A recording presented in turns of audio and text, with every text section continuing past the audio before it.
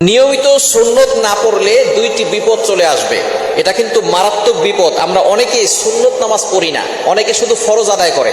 ফরজ আদায় করলে আপনার ফরজিয়াত আদায় হবে, তবে একটা কথা স্মরণ রাখবেন, যারা সুন্নাত পড়ে না তাদের নামাজ কিন্তু পরিপূর্ণভাবে হয় না। হ্যাঁ, আপনার মাঝে মধ্যে একদিন ছুটে গিয়েছে, বছরে একবার অথবা মাসে একবার ছুটে গেছে, এটা ভিন্ন কথা, কিন্তু আপনি নিয়মিত সুন্নাত পড়েন না, যেটা সুন্নাতে মুআক্কাদা।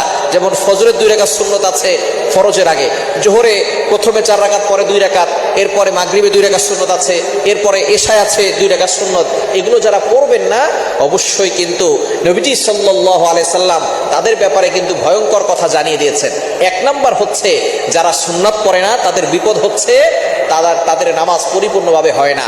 আর 2 নাম্বার হচ্ছে কিয়ামতের ময়দানে তাদের ব্যাপারে নবী সাল্লাল্লাহু আলাইহি সাল্লাম সুপারিশ করবে না। আপনি যদি নবী সাল্লাল্লাহু আলাইহি সাল্লামের সুপারিশ পেতে চান তাহলে অবশ্যই সুন্নাত পড়তে হবে। সুন্নাত না পড়লে আপনি নবীজির সুপারিশ পাবেন না।